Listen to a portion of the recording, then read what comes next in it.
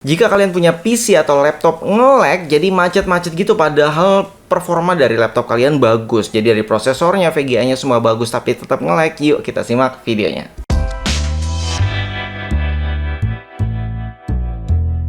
Assalamualaikum Sobat Viz TV. Oke, jadi dalam video ini saya ingin memberikan solusi bagi sobat yang punya PC baru atau yang lama, laptop baru atau laptop lama dengan prosesor atau VGA yang bisa dibilang mumpuni atau spesifikasi mumpuni. Tapi tenang aja, bagi sobat yang mungkin spesifikasinya juga middle atau low, nggak apa-apa, bisa juga pakai solusi ini. Jadi solusi ini bisa dipraktekkan dari PC low sampai high. Jadi kenapa bisa nge-lag? Jadi ternyata di sini setelah saya cari datanya, saya dapat banyak banget gitu ya case-nya ya.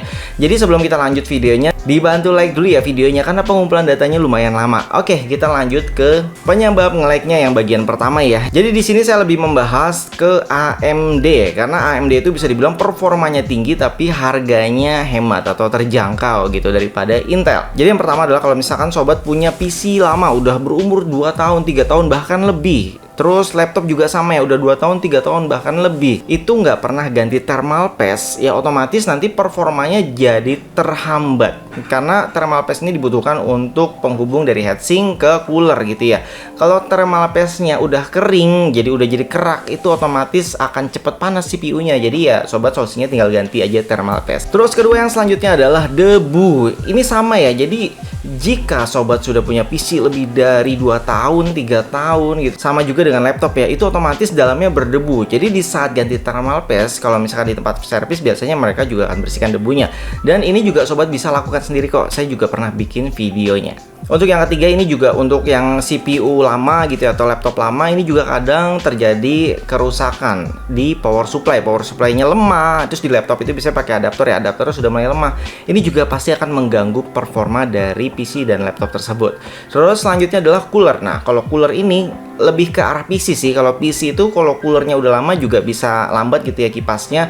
Ini bisa diganti kipas yang lebih mumpuni. Jangan bawaan stok cooler, apalagi kalau dipakai game-game berat, aplikasi berat. Ini saya sarankan ya ganti cooler yang bagus.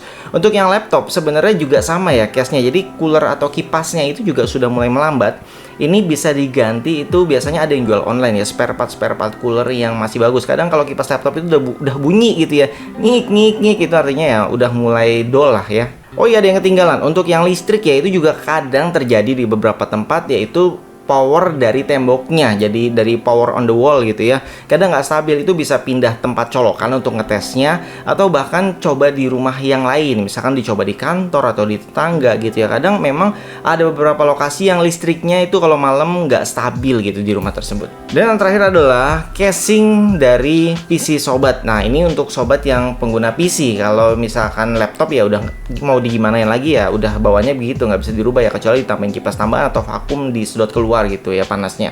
Dan itu pun pasti akan lebih menambah cepat berdebu bagian dalamnya untuk bagi sobat menggunakan laptop atau notebook.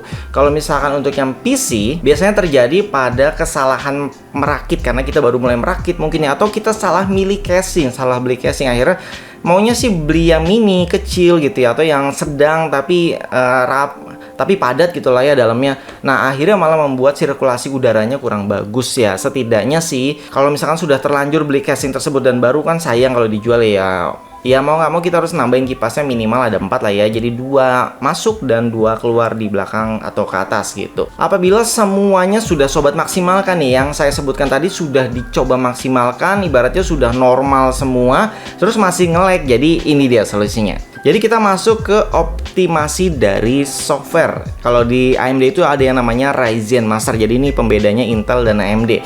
AMD ini kita diberikan prosesor yang sebenarnya performanya tinggi, tapi ya menyesuaikan budget juga ya. Dan ternyata ini juga bisa disesuaikan dengan kondisi lingkungan kita, atau bisa kita kalibrasi. Jadi termasuk dengan spesifikasi PC kita, casing, lingkungan, ruang AC, non AC, dan pakai kipas atau segala macam. Jadi untuk bagian ini sobat pastikan dulu di saat saat mau setting atau kalibrasi PC kita dengan kondisi lingkungan kita gitu ya, pastiin sobat berjalan dengan kondisi yang sebenarnya. Di sini saya ambil contoh untuk kondisi saya. Jadi kondisi saya seperti ini. Jadi di sini saya hanya pakai kipas, tapi kipasnya tidak akan saya nyalakan di saat kalibrasi, dan di sini saya juga tidak menggunakan AC karena tidak ada AC-nya, dan mungkin saya hanya membuka jendela di belakang aja karena setidaknya ya untuk saya bernapas gitu di sini ya. Dan kondisinya lingkungannya seperti ini, tertutup, sobat bisa lihat ya. Jadi sobat harus sesuaikan dulu kondisi lingkungan atau ruangannya seperti kondisi biasanya. Kalau biasanya siang panas, kalau bisa di saat panas baru sobat kalibrasi supaya PC kita bisa menyesuaikan kondisi suhu ruangan kita. Kalau saya pribadi biasanya casing bagian sampingnya itu terbuka, tapi untuk kali ini kita tutup aja biar aman ya. Oke, untuk yang langkah pertama ini kita coba untuk pengguna daily ya, yang biasanya mungkin untuk kerja Word, Excel, PowerPoint, ya cuma untuk nonton YouTube, email, nggak ada pekerjaan berat. Itu paling mudah adalah sobat masuk ke sini ya. Jadi tinggal ketik aja power plan, sobat pilih choose a power plan. Ini bisa untuk laptop, bisa untuk notebook, bisa untuk PC. Jadi langkahnya sama persis ya.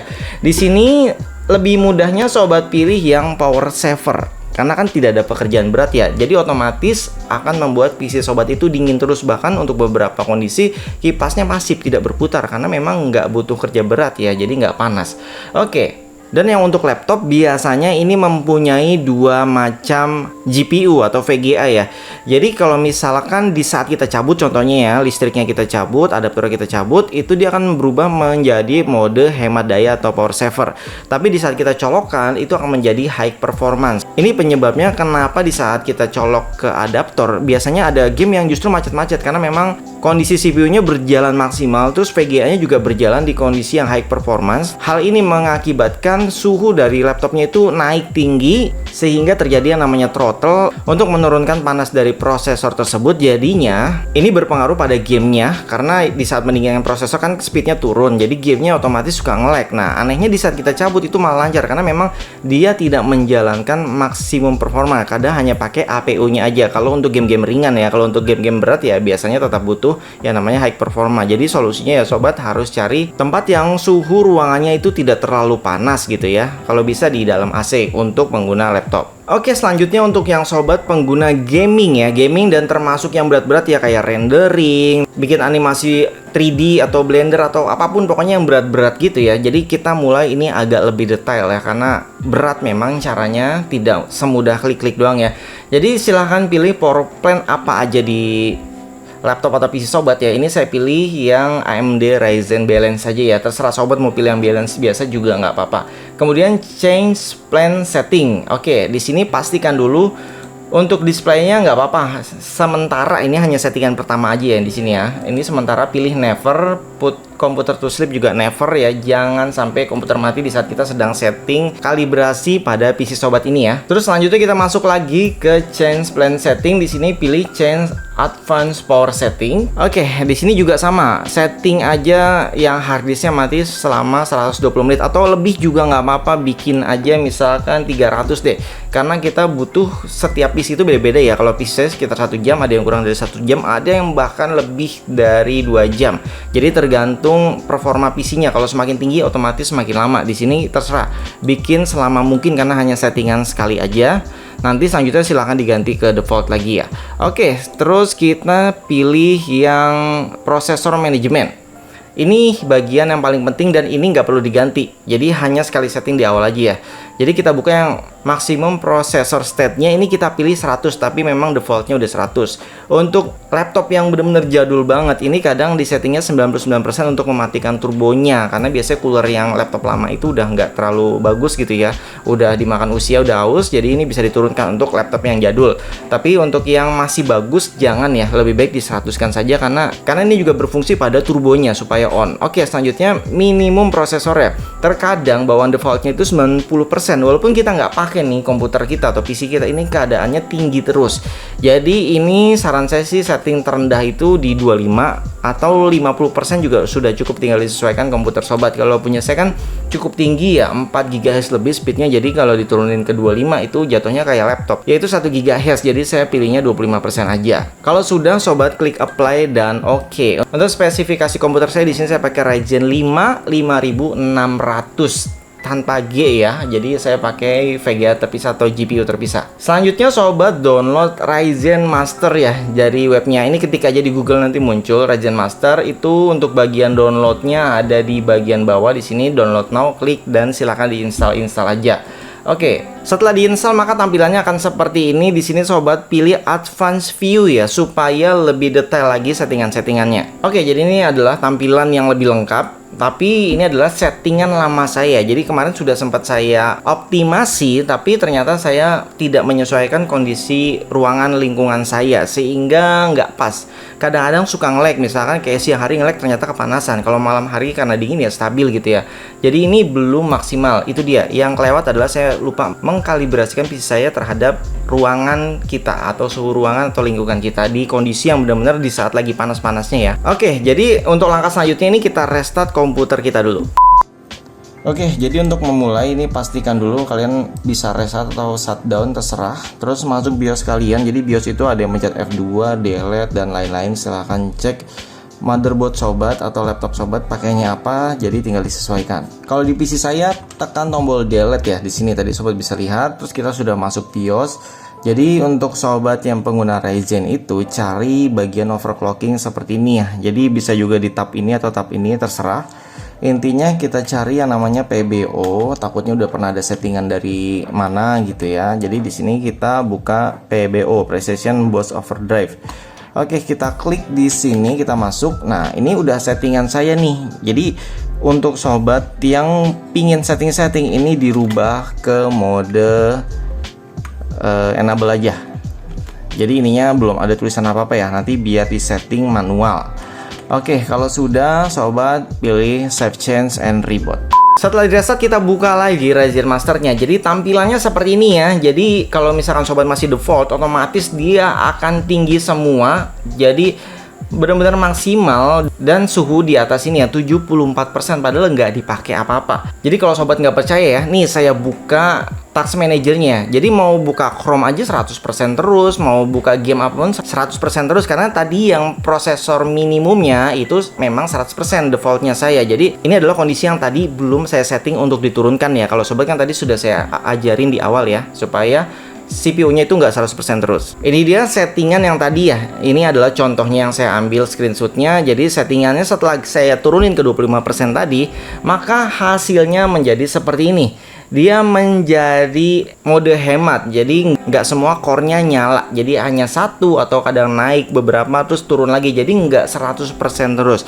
Dari sini aja udah bisa menurunkan panas menjadi 55%. Walaupun ini sebenarnya cukup tinggi karena memang suhu ruangan saya juga panas, terus casing saya juga saya salah pilih. Jadi sirkulasi udaranya kurang bagus. Oke, selanjutnya sobat pilih yang Curve Optimizer. Jadi kita mulai di sini ya. Terus selanjutnya pilih Start Optimizing ya. Di sini diklik Start.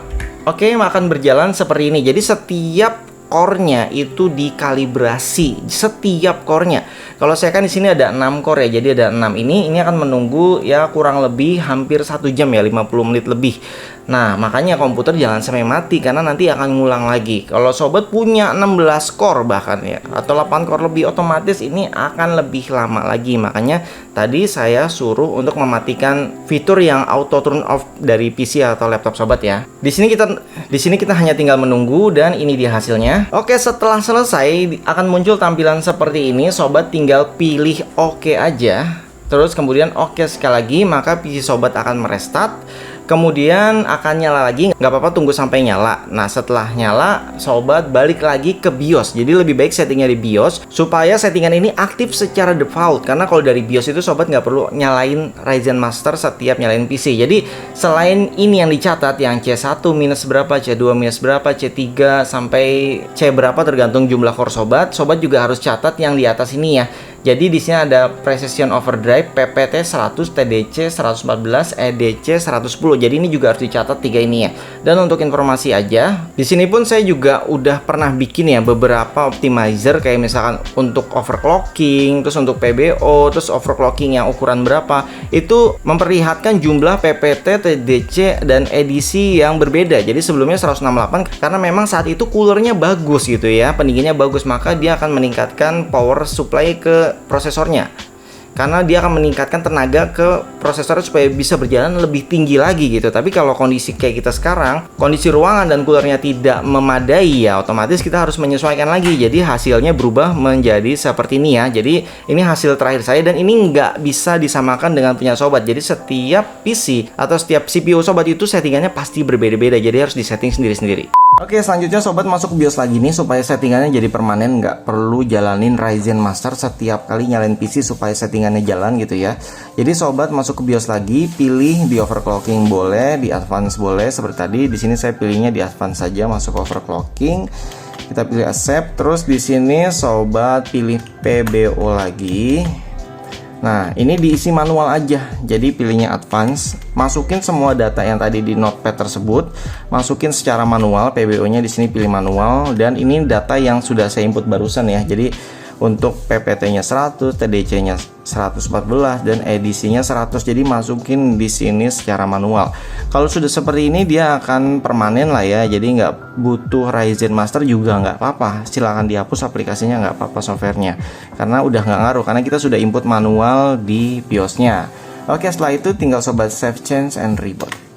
Terus Oke, itu tadi videonya. Jadi memang agak panjang lebar, tapi saya harap ini bisa detail dan bisa sobat praktekkan sendiri di rumah ya. Dan jangan lupa support channel Viz TV dengan cara like, subscribe, dan komen. Dan sobat yang sudah mencoba merasakan hasilnya silahkan tuliskan di kolom komentar. Apakah PC sobat sudah lancar atau masih nge-lag? Tulis jawabannya di kolom komentar. Sampai jumpa kembali, salam sobat Viz TV. Wassalamualaikum warahmatullahi wabarakatuh.